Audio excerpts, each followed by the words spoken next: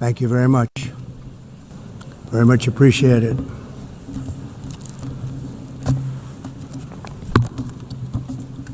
And I don't mind making this speech without a teleprompter, because the teleprompter is not working. I feel very happy to be up here with you nevertheless, and that way you speak more from the heart. I can only say that whoever's operating this teleprompter is in big trouble.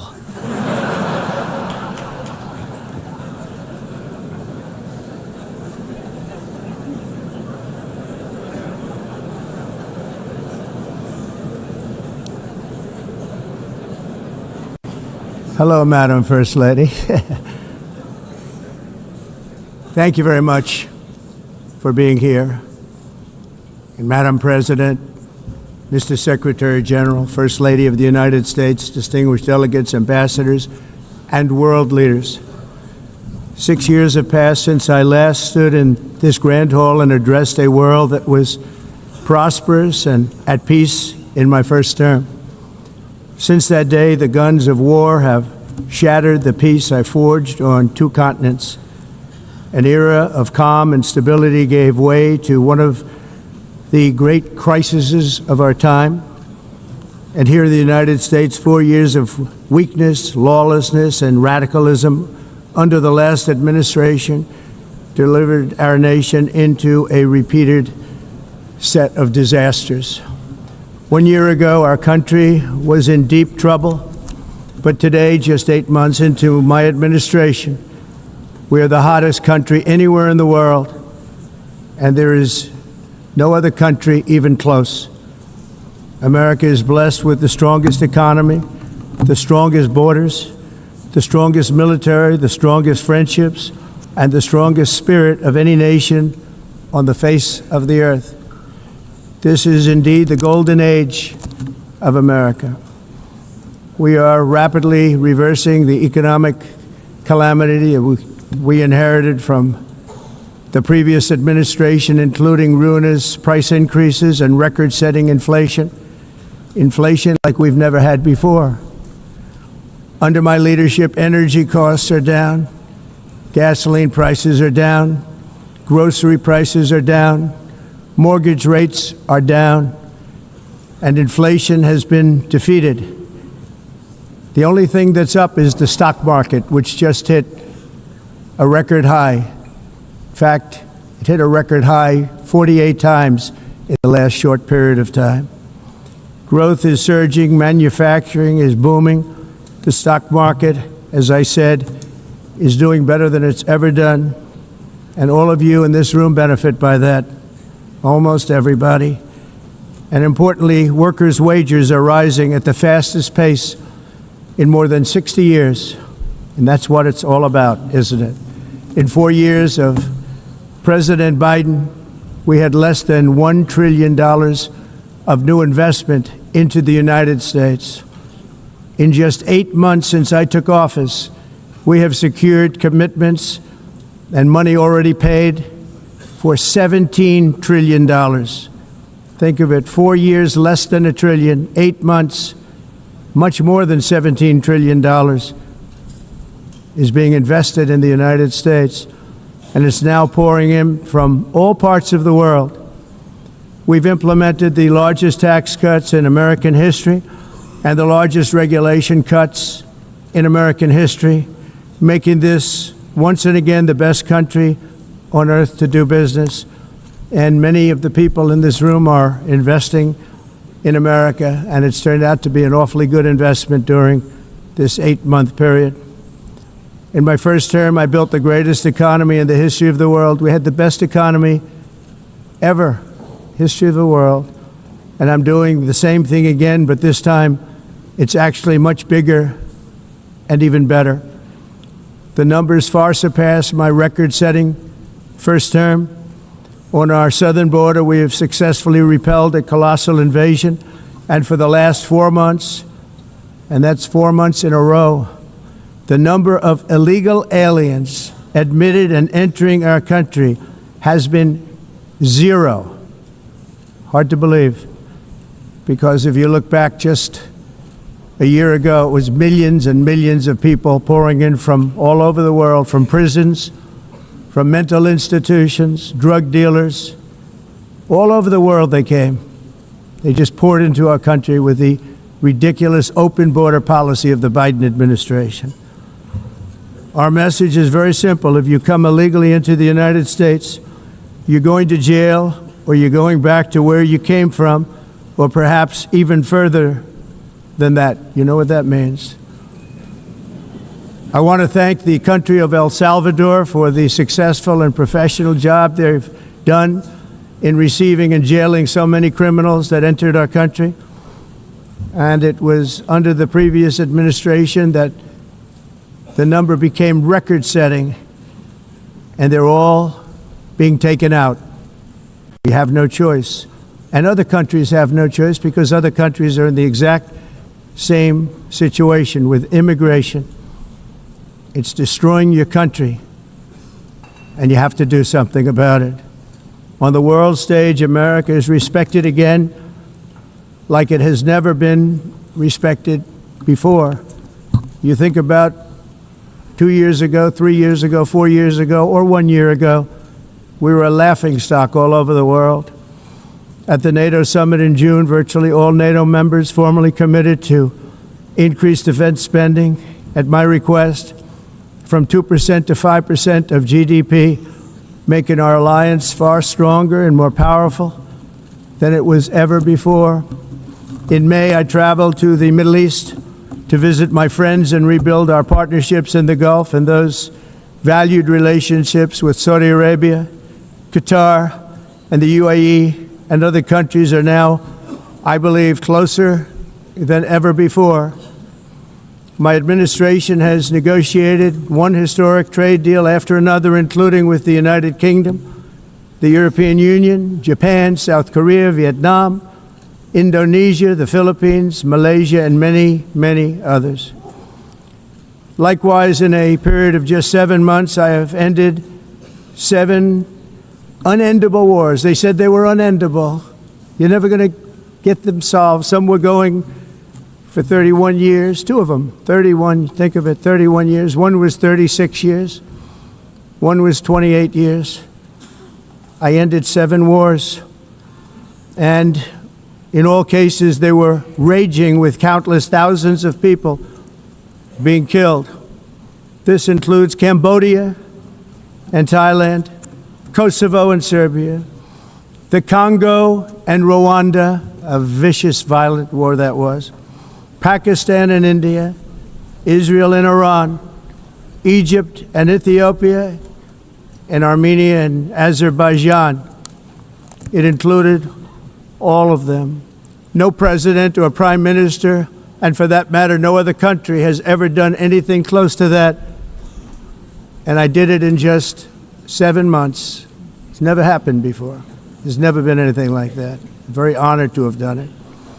It's too bad that I had to do these things instead of the United Nations doing them.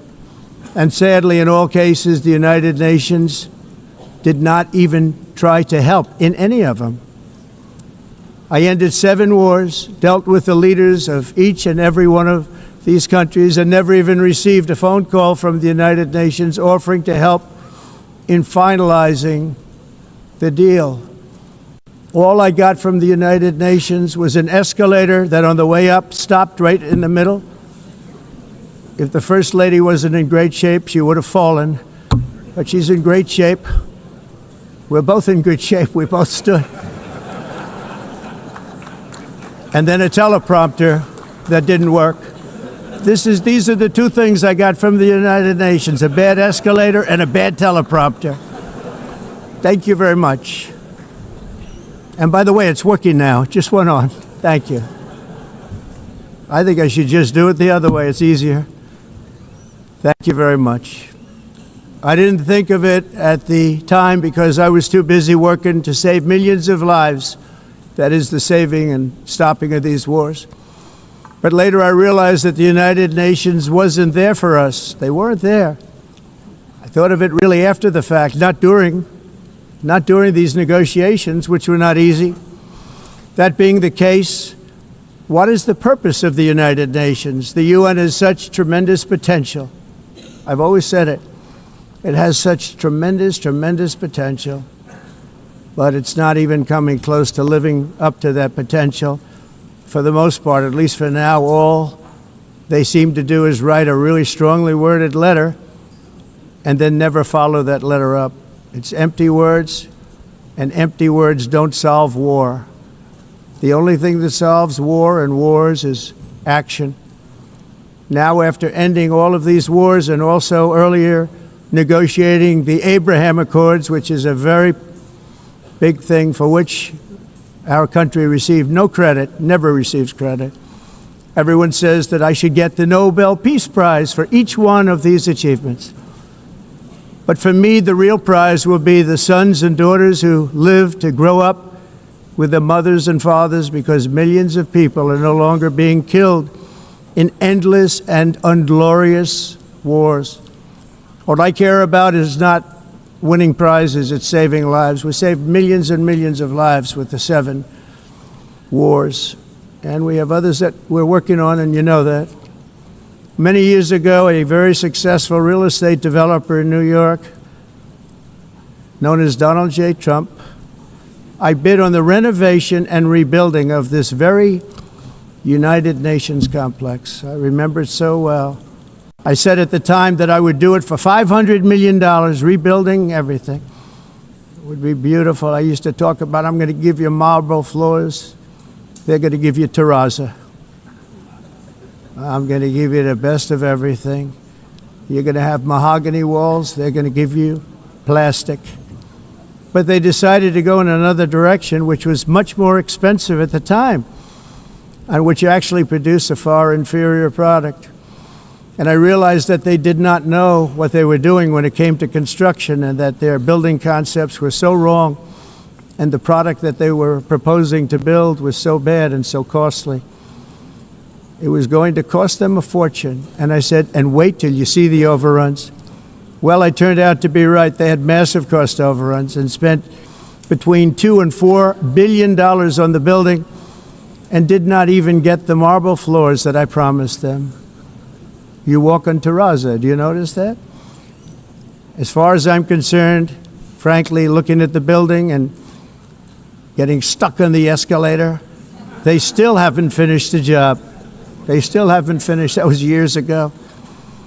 The project was so corrupt that Congress actually asked me to testify before them on the tremendous waste of money, because it turned out that they had no idea what it was, but they knew it was anywhere between $2 and $4 billion as opposed to $500 million with a guarantee. But they had no idea, and I said it cost much more than $5 billion. Unfortunately, many things in the United Nations are happening just like that, but on an even much bigger scale, much, much bigger. Very sad to see. Whether the UN can manage to play a productive role, I've come here today to offer the hand of American leadership and friendship to any nation in this assembly that is willing to join us in forging a safer, more prosperous world. And it's a world that we'll be much happier with. A dramatically better future is within our reach. But to get there, we must reject the failed approaches of the past and work together to confront some of the greatest threats in history. There is no more serious danger to our planet today than the most powerful and destructive weapons ever devised by man, of which the United States, as you know, has many. Just as I did in my first term, I've made containing these threats a top priority, starting with the nation of Iran. My position is very simple. The world's #1 sponsor of terror can never be allowed to possess the most dangerous weapon. That's why shortly after taking office, I sent the so-called Supreme Leader a letter making a generous offer. I extended a pledge of full cooperation in exchange for a suspension of Iran's nuclear program. The regime's answer was to continue their constant threats to their neighbors and U.S. interests throughout the region, and some great countries that are right nearby. Today, many of Iran's former military commanders, in fact, I can say almost all of them, are no longer with us. They're dead. And 3 months ago, in Operation Midnight Hammer, 7 American B-2 bombers dropped the 14 30,000-pound each bombs on Iran's key nuclear facilities, totally obliterating everything. No other country on earth could have done what we did. No other country has the equipment to do what we did. We have the greatest weapons on earth. We hate to use them. But we did something that for 22 years people wanted to do. With Iran's nuclear enrichment capacity demolished, I immediately brokered an end to the 12-day war, as it's called, between Israel and Iran, with both sides agreeing to fight no longer. As everyone knows, I have also been deeply engaged in seeking a ceasefire in Gaza. Have to get that done.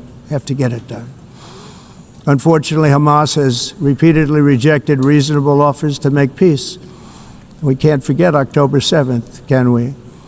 Now, as if to encourage continued conflict, some of this body is seeking to unilaterally recognize a Palestinian state.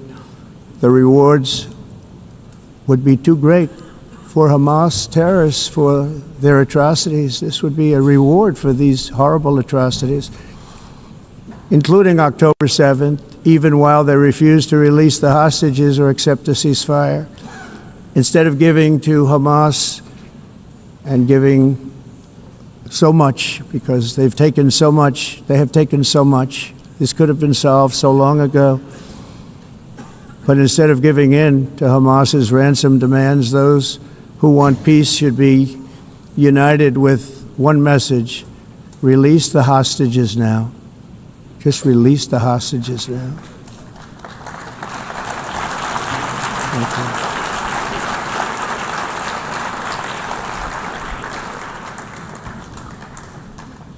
Thank you. As we have got to come together, and we will come together, got to get it done. We have to stop the war in Gaza immediately. We have to stop it. We have to get it done. We have to negotiate, immediately have to negotiate peace. We got to get the hostages back. We want all 20 back. We don't want 2 and 4. As you know, I got, along with Steve Witkoff and others that helped us, Marco Rubio, we got most of them back. We were involved in all of them. But I always said the last 20 are going to be the hardest, and that's exactly what happened. We have to get them back now. We don't want to get back 2, and then another 2, and then 1, and then 3. Have this process. No, we want them all back, and we want the actually 38 dead bodies back too. Those parents came to me, and they want them back, and they want them back very quickly and very badly, as though they were alive. They want them. They want them every bit as much as if their son or daughter were alive. I've also been working relentlessly, stopping the killing in Ukraine. I thought that would be, of the 7 wars that I stopped, I thought that would be the easiest because of my relationship with President Putin, which had always been a good one. I thought that was going to be the easiest one. But you know, in war, you never know what's going to happen. There are always lots of surprises, both good and bad. Everyone thought Russia would win this war in 3 days. But it didn't work out that way. It was supposed to be just a quick little skirmish. It's not making Russia look good. It's making them look bad. No matter what happens from here on out, this was something that should have taken a matter of days, certainly less than a week. And they've been fighting for 3.5 years and killing anywhere from 5,000 to 7,000 young soldiers, mostly soldiers, on both sides, every single week, from 5,000 to 7,000 dead young people, and some in cities, much smaller numbers, where rockets are shot, where drones are dropped. This war would never have started if I were president. This was a war that should have never happened. It shows you what leadership is, what bad leadership can do to a country. Look what happened to the United States, and look where we are right now in just a short period of time. The only question now is how many more lives will be needlessly lost on both sides. China and India are the primary funders of the ongoing war by continuing to purchase Russian oil. But inexcusably, even NATO countries have not cut off much Russian energy and Russian energy products, which, as you know, I found out about 2 weeks ago, and I wasn't happy. Think of it. They're funding the war against themselves. Who the hell ever heard of that one? In the event that Russia is not ready to make a deal to end the war, then the United States is fully prepared to impose a very strong round of powerful tariffs, which would stop the bloodshed, I believe, very quickly. But for those tariffs to be effective, European nations, all of you are gathered here right now, would have to join us in adopting the exact same measures. I mean, you're much closer to this. We have an ocean in between. You're right there. And Europe has to step it up. They can't be doing what they're doing. They're buying oil and gas from Russia while they're fighting Russia. It's embarrassing to them, and it was very embarrassing to them when I found out about it, I can tell you that. They have to immediately cease all energy purchases from Russia. Otherwise, we're all wasting a lot of time. So I'm ready to discuss this. We're going to discuss it today with the European nations, all gathered here. I'm sure they're thrilled to hear me speak about it, but that's the way it is. I like to speak my mind and speak the truth. As we seek to reduce the threat of dangerous weapons today, I'm also calling on every nation to join us in ending the development of biological weapons once and for all. And biological is terrible, and nuclear is even beyond, and we include nuclear in that. We want to have a cessation of the development of nuclear weapons. We know, and I get to view it all the time. Sir, would you like to see? And I look at weapons that are so powerful that we just can't ever use them. If we ever use them, the world literally might come to an end. There would be no United Nations to be talking about. There would be no nothing. Just a few years ago, reckless experiments overseas gave us a devastating global pandemic. Yet despite that worldwide catastrophe, many countries are continuing extremely risky research into bioweapons and man-made pathogens. This is unbelievably dangerous. To prevent potential disasters, I'm announcing today that my administration will lead an international effort to enforce biological weapons convention, which is going to be meeting with the top leaders of the world by pioneering an AI verification system that everyone can trust. Hopefully the UN can play a constructive role, and it will also be one of the early projects under AI. Let's see how good it is, because a lot of people are saying it could be one of the great things ever, but it also can be dangerous, but it can be put to tremendous use and tremendous good, and this would be an example of that. Not only is the UN not solving the problems it should, too often, it's actually creating new problems for us to solve. The best example is the number one political issue of our time, the crisis of uncontrolled migration.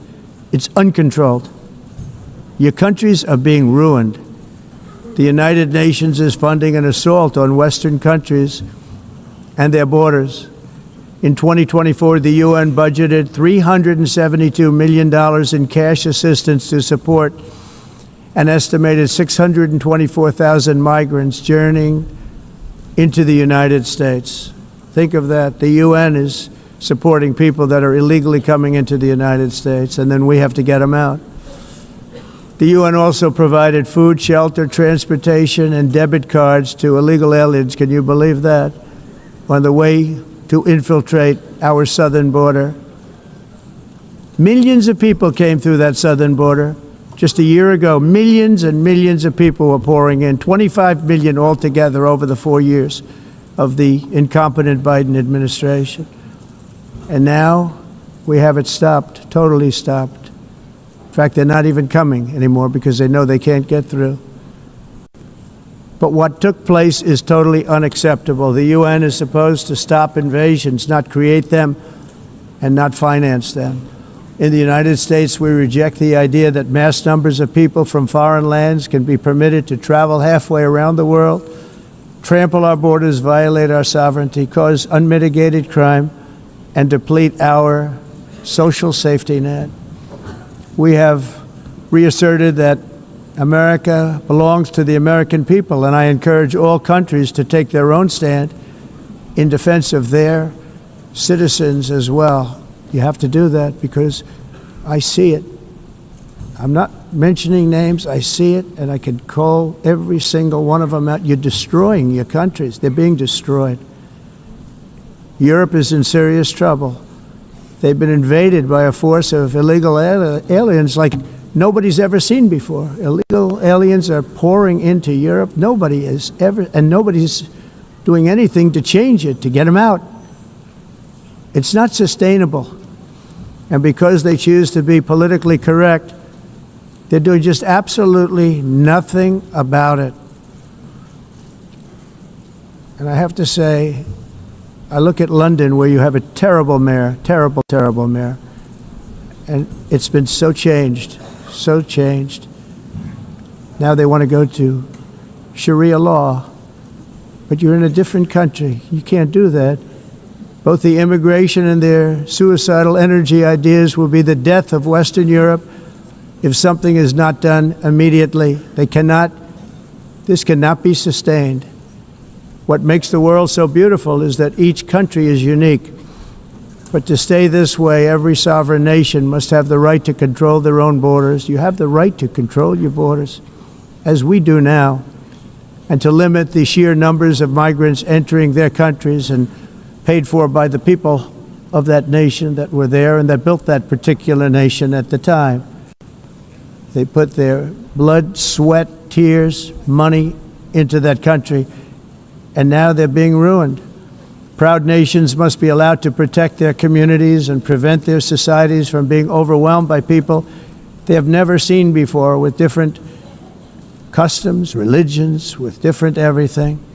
Where migrants have violated laws, lodged false asylum claims, or claimed refugee status for illegitimate reasons, they should, in many cases, be immediately sent home.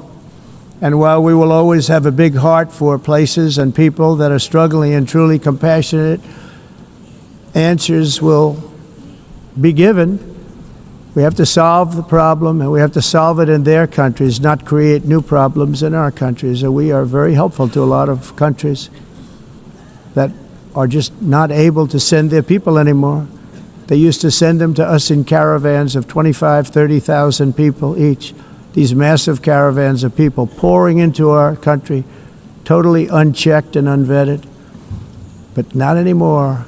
According to the Council of Europe, in 2024, almost 50% of inmates in German prisons were foreign nationals or migrants. In Austria, the number was 53% of the people in prisons were from places that weren't from where they are now. In Greece, the number was 54%, and in Switzerland, beautiful Switzerland, 72% of the people in prisons are from outside of Switzerland. When your prisons are filled with so-called asylum seekers who repaid kindness, and that's what they did, they repaid kindness with crime. It's time to end the failed experiment of open borders. You have to end it now. See, I can tell you, I'm really good at this stuff. Your countries are going to hell. In America, we've taken bold action to swiftly shut down uncontrolled migration. Once we started detaining and deporting everyone who crossed the border and removing illegal aliens from the United States, they simply stopped coming. They're not coming anymore. We're getting a lot of credit, but they're not coming anymore. This was a humanitarian act for all involved, because on the trips up, thousands of people a week were dying. Women were being raped. Nobody's ever seen anything like it. Raped, horribly beaten, raped. On the trip up, the journey up, it was a long walk. It was a long, arduous journey, indeed. And it was also a historic victory against human trafficking throughout the region. What we did was a victory, and we saved so many lives of people that wouldn't make the journey. That journey was loaded up with death. loaded up with death. Dead bodies all along the roads of jungles to get up. They go through jungles, they go through areas so hot you couldn't breathe. They were dying of suffocation, areas so hot that you couldn't breathe. Dead bodies all over. By them not coming, we're saving tremendous numbers of lives. My people have done a fantastic job in doing what they did, and the American public agrees with it. I mean, I was very proud to see this morning I have the highest poll numbers I've ever had. Part of it is because of what we've done on the border. I guess the other part is what we've done on the economy. Joe Biden's policies empowered murderous gangs, human smugglers, child traffickers, drug cartels, and prisoners from all over the world. The previous administration also lost nearly 300,000 children. Think of that. They lost more than 300,000 children, little children, who were trafficked into the United States on the Biden watch, many of whom have been raped, exploited, and abused, and sold. Sold. Nobody talks about that. The fake news doesn't write about it. With many others, young children who are missing or dead. And we found a lot of these children, and we're sending them back, and we've been sending them back to their parents. They said, nobody knows who they are. They said, where do you come from? And they'll give us a country, and we'll find out, and we'll figure it out, and we'll bring them back to their homes. And the mother and father rush to the door, and their tears in their eyes. They can't believe that they're seeing their son or daughter, their little son or daughter again. We've done almost 30,000 of them so far. Any system that results in the mass trafficking of children is inherently evil. Yet that is exactly what the globalist migration agenda has done, and it's what it's all about. In America, those days, as you know, are over. The Trump administration is working, and we are continuing to work to track down the villains that are causing this problem, and also, as I said, to get back the 30,000 we've already returned. Now I think we're going to have another. We're going to find a lot. You're not going to find all of them. 300, more than 300,000. They're lost or they're dead. They're lost or they're dead because of the animals that did this. To protect our citizens, I've also designated multiple savage drug cartels as far as and you see this, and you see it happening right before your eyes. Let's put it this way, people don't like taking big loads of drugs in boats anymore. There aren't too many boats that are traveling on the seas by Venezuela. They tend not to want to travel very quickly anymore. And we've virtually stopped drugs coming into our country by sea. We call them the water drugs. They kill hundreds of thousands of people. I've also designated multiple savage drug cartels as far as foreign terrorist organizations, along with two bloodthirsty transnational gangs, probably the worst gangs anywhere in the world, MS-13 and Tren de Aragua. Tren de Aragua is from Venezuela, by the way. Such organizations torture, maim, mutilate, and murder with impunity. They're the enemies of all humanity. And for this reason, we've recently begun using the supreme power of the United States military to destroy Venezuelan terrorists and trafficking networks led by Nicolas Maduro. To every terrorist thug smuggling poisonous drugs into the United States of America, please be warned that we will blow you out of existence. That's what we're doing. We have no choice. Can't let it happen. They're destroying. I believe we lost 300,000 people last year to drugs, 300,000. Fentanyl and other drugs. Each boat that we sink carries drugs that would kill more than 25,000 Americans. We will not let that happen. Energy is another area where the United States is now thriving like never before. We're getting rid of the falsely named renewables. By the way, they're a joke. They don't work. They're too expensive. They're not strong enough to fire up the plants that you need to make your country great. The wind doesn't blow. Those big windmills are so pathetic and so bad, so expensive to operate. And they have to be rebuilt all the time, and they start to rust and rot. most expensive energy ever conceived, and it's actually energy. You're supposed to make money with energy, not lose money. You lose money, the governments have to subsidize. You can't put them out without massive subsidies. And most of them are built in China, and I give China a lot of credit. They build them, but they have very few wind farms. So why is it that they build them and they send them all over the world, but they barely use them? You know what they use? Coal. They use gas. They use almost anything, but they don't like wind. But they sure as hell like selling the windmills.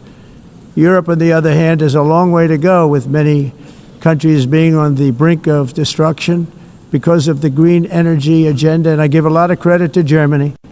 Germany was being led down a very sick path, both on immigration, by the way, and on energy. They were going green, and they were going bankrupt. And the new leadership came in, and they went back to where they were, with fossil fuel and with nuclear, which is good. It's now safe, and you can do it properly. But they went back to where they were, and they opened up a lot of different plants, energy-producing plants, and they're doing well. I give Germany a lot of credit for that. They've said this is a disaster, what's happening. They were going all green. All green is all bankrupt. That's what it represents. And it's not politically correct. I'll be very badly criticized for saying it, but I'm here to tell the truth. I don't care. It doesn't matter to me. I'm in New York City. I'm feeling a lot safer. Crime, we're getting crime down. And by the way, speaking of crime, Washington, D.C. Washington, D.C. was the crime capital of America. Now it's after 12 days, it's a totally safe city. Everyone's going out to dinner. They're going out to restaurants. Your wife can walk down the middle of the street with or without you. Nothing's going to happen. My people have done a fantastic job. And yes, I called in the National Guard, and the National Guard took care of business. And they weren't politically correct, but they took care of business. We got 1,700 career criminals out, brought them back to where they came from, the countries where they came from, or put them in jails. Washington, D.C. is now a totally safe city again, and I welcome you to come. In fact, we'll have dinner together at a local restaurant, and we'll be able to walk. We don't have to go by an armor-plated vehicle. We'll walk right over there from the White House. They've given up their powerful edge, a lot of the countries that we're talking about, in oil and gas, such as essentially closing the great North Sea oil. Oh, the North Sea, I know it so well. Aberdeen was the oil capital of Europe, and there's tremendous oil that hasn't been found in the North Sea. Tremendous oil. And I was with the Prime Minister I respect and like a lot, and I said, you're sitting with the greatest asset. They essentially closed it by making it so highly taxed that no developer, no oil company can go there. They have tremendous oil left, and more importantly, they have tremendous oil that hasn't even been found yet. And what a tremendous asset for the United Kingdom. And I hope the Prime Minister is listening, because I told it to him 3 days in a row. That's all he heard. North Sea oil, North Sea, because I want to see them do well. I want to stop seeing them ruining that beautiful Scottish and English countryside with windmills and massive solar panels that go 7 miles by 7 miles, taking away farmland. But we're not letting this happen in America. In 1982, the executive director of the United Nations Environmental Program predicted that by the year 2000, climate change would cause a global catastrophe. He said that it will be irreversible, as any nuclear holocaust would be. This is what they said at the United Nations. What happened? Here we are. Another UN official stated in 1989 that within a decade, entire nations could be wiped off the map by global warming. Not happening. You know, it used to be global cooling. If you look back years ago in the 1920s and the 1930s, they said, global cooling will kill the world. We have to do something.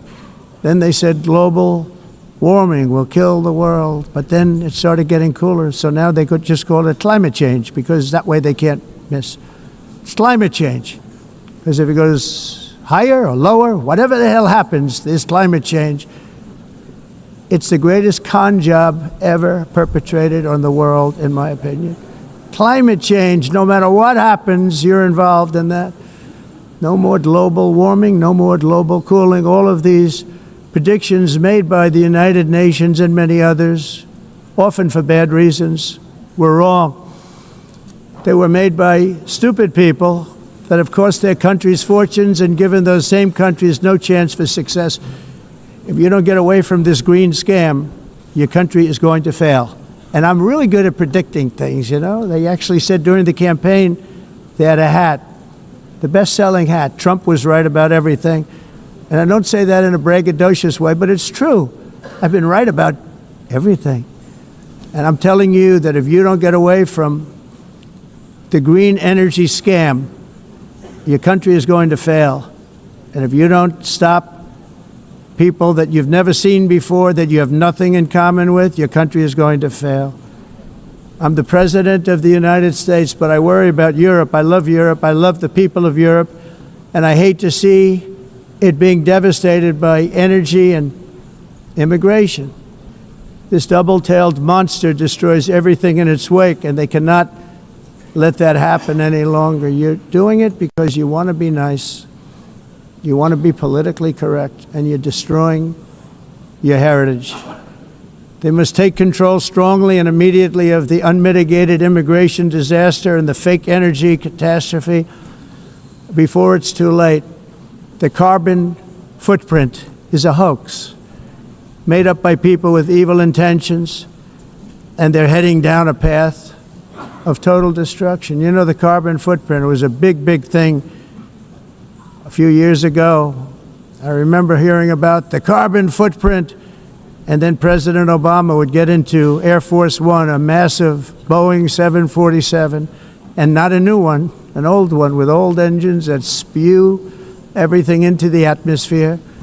He'd talk about the carbon footprint, we must do so. Then he'd get in and he'd fly from Washington to Hawaii to play a round of golf.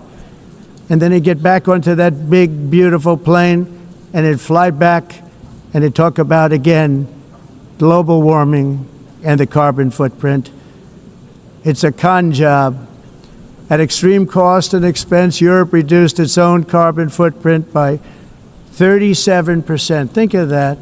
Congratulations, Europe. Great job. You cost yourself a lot of jobs, a lot of factories closed, but you reduced the carbon footprint by 37%. However, for all of that sacrifice and much more, it's been totally wiped out and then some by a global increase of 54%. Much of it coming from China and other countries that are thriving around China, which now produces more CO2 than all the other developed nations in the world. So all of these countries are working so hard on the carbon footprint, which is nonsense, by the way. It's nonsense. You know, it's interesting. In the United States, we have still radicalized environmentalists, and they want the factories to stop. Everything should stop. No more cows. We don't want cows anymore. I guess they want to kill all the cows. They want to do things that are just unbelievable, and you have it too. But you know, we have a border, strong, and we have a shape, and that shape doesn't just go straight up. That shape is amorphous when it comes to the atmosphere. And if we had the most clean air, and I think we do, we have very clean air. We have the cleanest air we've had in many, many years. But the problem is that other countries, like China, which has air that's a little bit rough, it blows. And no matter what you're doing down here, the air up here tends to get very dirty because it comes in from other countries where their air isn't so clean. And the environmentalists refuse to acknowledge that. Same thing with garbage. In Asia, they dump much of their garbage right into the ocean. And over about a 1 week and 2 week journey, it flows right past Los Angeles. You've seen it. Massive amounts of garbage, almost too much to do anything about, flowing past Los Angeles, past San Francisco, and then somebody will get in trouble because he dropped a cigarette on the beach. The whole thing is crazy. The primary effect of these brutal green energy policies has not been to help the environment, but to redistribute manufacturing and industrial activity from developed countries that follow the insane rules that are put down to polluting countries that break the rules and are making a fortune. They're making a fortune. European electricity bills are now 4 to 5 times more expensive than those in China, and 2 to 3 times higher than the United States. And our bills are coming way down. You probably see that our gasoline prices are way down. You know, we have an expression, drill, baby, drill, and that's what we're doing. We're going to be much lower in a year from now. But they've come way down over the last year. As a result, every air conditioner is like very uncommon to see one in some of these countries because the electric costs are so high. So while the U.S. has approximately 1,300 heat-related deaths annually, that's a lot, Europe loses more than 175,000 people to heat deaths each year because the costs are so expensive you can't turn on an air conditioner. What is that all about? That's not Europe. That's not the Europe that I love and know. All in the name of pretending to stop the global warming hoax. The entire globalist concept of asking successful industrialized nations to inflict pain on themselves and radically disrupt their entire societies must be rejected completely and totally, and it must be immediate. That's why in America I withdrew from the fake Paris Climate Accord, where, by the way, America was paying so much more than every country. Others weren't paying. China didn't have to pay until 2030. Russia was given an old standard that was easy to meet, a 1990 standard. But for the United States, we're supposed to pay like $1 trillion. And I said, this is another scam. The fact is, the United States has been taken advantage of by the world for many, many years, but not any longer, as you probably noticed. I unleashed massive energy production and signed historic executive orders to hunt for oil, but we don't have to do much hunting because we have the most oil of any nation anywhere, oil and gas in the world. And if you add coal, we have the most of any nation in the world. Clean, I call it clean, beautiful coal. You can do things today with coal that you couldn't have done 10 years ago, 15 years. So I have a little standing order in the White House. Never use the word coal, only use the words clean, beautiful coal. Sounds much better, doesn't it? But we stand ready to provide any country with abundant, affordable energy supplies if you need them, when most of you do. We're proudly exporting energy all over the world. We're now the largest exporter. In the United States, we want trade and robust commerce with all nations, everybody. We want to help nations. We're going to help nations. But it must also be fair and reciprocal. The challenge with trade is much the same with climate. The countries that followed the rules, all their factories have been plundered. It's really sad to watch. They've been broken. They've been broken by countries that broke the rules. That's why the United States is now applying tariffs to other countries, and much as these tariffs were for many years applied to us, uncontrollably applied to us. We've used tariffs as a defense mechanism under the Trump administration, including my first term, where hundreds of billions of dollars in tariffs were taken in. And by the way, we had the lowest inflation, and now we have very low inflation. The only thing different is that we have hundreds of billions of dollars flowing into our country. But this is how we will ensure that the system works for everyone and is sustainable into the future. We're also using tariffs to defend our sovereignty and security throughout the world, including against nations that have taken advantage of former U.S. administrations for decades, including the most corrupt, incompetent administration in history, the sleepy Joe Biden administration. Brazil now faces major tariffs in response to its unprecedented efforts to interfere in the rights and freedoms of our American citizens and others, with censorship, repression, weaponization, judicial corruption, and targeting of political critics in the United States. I have a little problem saying this because I must tell you, I was walking in and the leader of Brazil was walking out. We saw him and I saw him, he saw me, and we embraced. And then I'm saying, can you believe I'm going to be saying this in just 2 minutes? But we actually agreed that we would meet next week.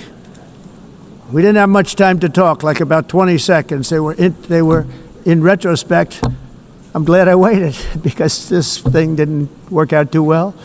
But we did talk, we had a good talk, and we agreed to meet next week, if that's of interest.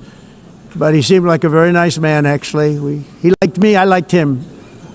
But if you, and I only do business with people I like. When I don't like them, I don't like them. But we had, at least for about 39 seconds, we had excellent chemistry. It's a good sign. But also in the past, Brazil, can you believe this, unfairly tariffed our nation, but now because of our tariffs, we are hitting them back, and we're hitting them back very hard. As president, I will always defend our national sovereignty and the rights of American citizens. So I'm very sorry to say this, that Brazil is doing poorly and will continue to do poorly. They can only do well when they're working with us. Without us, they will fail, just as others have failed. It's true. Next year, the United States will celebrate the 250th anniversary of our glorious independence, a testament to enduring power and American freedom and spirit. We will also be proudly hosting the 2026 FIFA World Cup, and shortly thereafter, the 2028 Olympics, which is going to be very exciting. I hope you all come. I hope that countless people from all over the globe will take part of these will be great celebrations of liberty and human achievement, and that together we all can rejoice in the miracles of history that began in July 4th, 1776, when we founded the light to all nations. And it's something really that an amazing thing came out of that date. It's called the United States of America. In honor of this momentous anniversary, I hope that all countries who find inspiration in our example will join us in renewing our commitment, values, and those values really that we hold so dear. Together, let us defend free speech and free expression. Let us protect religious liberty, including for the most persecuted religion on the planet today. It's called Christianity. And let us safeguard our sovereignty and cherish qualities that have made each of our nations so special, incredible, and extraordinary. In closing, I just want to repeat that immigration and the high cost of so-called green renewable energy is destroying a large part of the free world and a large part of our planet. Countries that cherish freedom are fading fast because of their policies on these two subjects. You need strong borders and traditional energy sources if you are going to be great again. Whether you have come from north or south, east or west, near or far, every leader in this beautiful hall today represents a rich culture, a noble history, and a proud heritage that makes each nation majestic and unique, unlike anything else in human history or any other place on the face of the earth. From London to Lima, from Rome to Athens, from Paris to Seoul, from Cairo to Tokyo and Amsterdam to right here in New York City, we stand on the shoulders of the leaders and legends, generals and giants, heroes and titans who won and built our beloved nations, all of our nations, with their own courage, strength, spirit, and skill. Our ancestors climbed mountains, conquered oceans, crossed deserts, and trekked over wide open plains. They charged into thunderous battles, plunged into grave dangers, and they were soldiers and farmers and workers and warriors and explorers and patriots. They built towns into cities, tribes into kingdoms, ideas into industries, and small islands into mighty empires. You're a part of all of that. They were champions for their people who never gave up and who never, ever gave in. Their values defined our national identities. Their visions forged our magnificent destiny. Everybody in this room is a part of it in your own way. Each of us inherits the deeds and the myths the triumphs, the legacies of our own heroes and founders who so bravely showed us the way. Our ancestors gave everything for homelands that they defended with pride, with sweat, with blood, with life, and with death. Now the righteous task of protecting the nations that they built belongs to each and every one of us. So together let us uphold our sacred duty to our people and to our citizens. Let us protect their borders, ensure their safety, preserve their cultures, treasure, and traditions, and fight for their precious dreams and their cherished freedoms. And in friendship and really a beautiful vision, let us all work together to build a bright, beautiful planet, a planet that we all share, a planet of peace and a world that is richer, better, and more beautiful than ever before. That can happen. It will happen. It will happen, and I hope it can happen and start right now, right at this moment. We'll turn it around. We're going to make our countries better, safer, more beautiful. We're going to take care of our people. Thank you very much. It's been an honor. God bless the nations of the world. Thank you very much. Bye.